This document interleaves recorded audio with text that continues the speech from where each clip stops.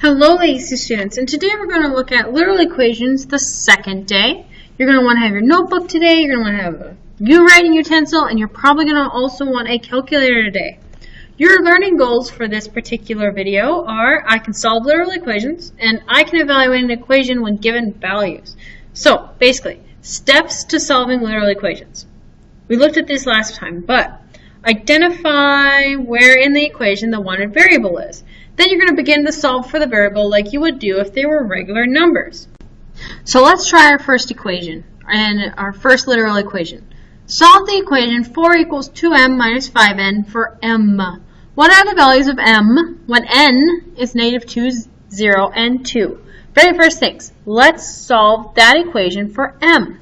So I have 4 equals 2m minus 5n. So I need to solve for m, so I'm going to circle him here. So basically, I got to treat this negative 5n as a number. So let's add him to the other side, because he's negative, right? So I need to add him to the other side on both sides. It cancels out. So I'm going to be left with 4 plus 5n equals 2m. Next step, let's divide by 2. So I'm going to get 4 over 2 plus 5 over 2 n equals m, because those 2's are going to cancel out, right? Well, 4 divided by 2, that's the same as putting 2. And then 5 halves n, I can't really do much. So I have completed 1/2 of this problem. I have solved for m.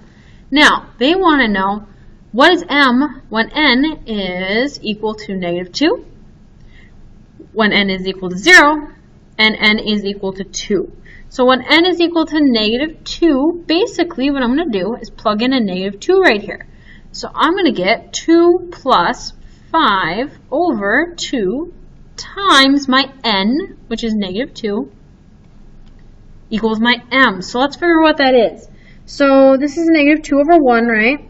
So 2 plus 5 times negative 2 is a negative 10. 2 times 1 is 2. So 2 plus negative 10 divided by 2 is negative 5.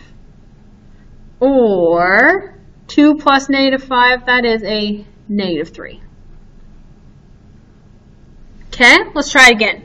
N equals 0. So I'm going to do the same thing, but plug in 0 this time. 2 plus 5 halves times 0 is just 0. So I'm going to get 2 equals m.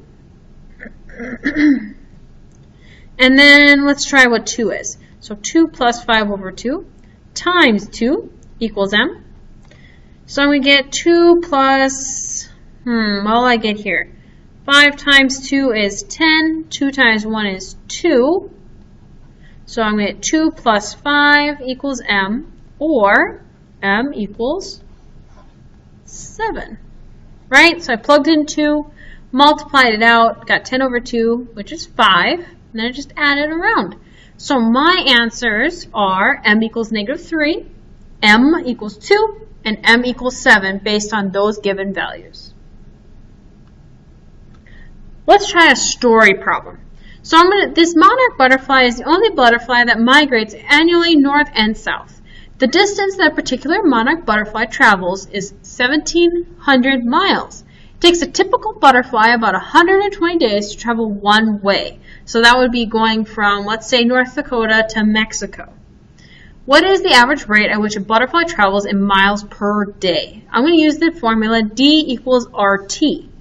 Distance equals rate times my time. So now, they want the average rate. So I'm going to solve for R, which is my rate. So I'm going to divide by T to get R alone. So I'm going to be D over T equals R. So I've solved for R. Now, let's plug in our values. This is sometimes hard for some students is to find the correct information in here. So let's look at the numbers. I have 1,700 miles and 120 days. So distance and time. Well, miles is for distance, right? So 1,700's got to be my D. And time, 120 days is time. And that equals my rate. So if I divide this, I get 14.16. The 6 is repeating. miles per day. Pretty fast for a butterfly.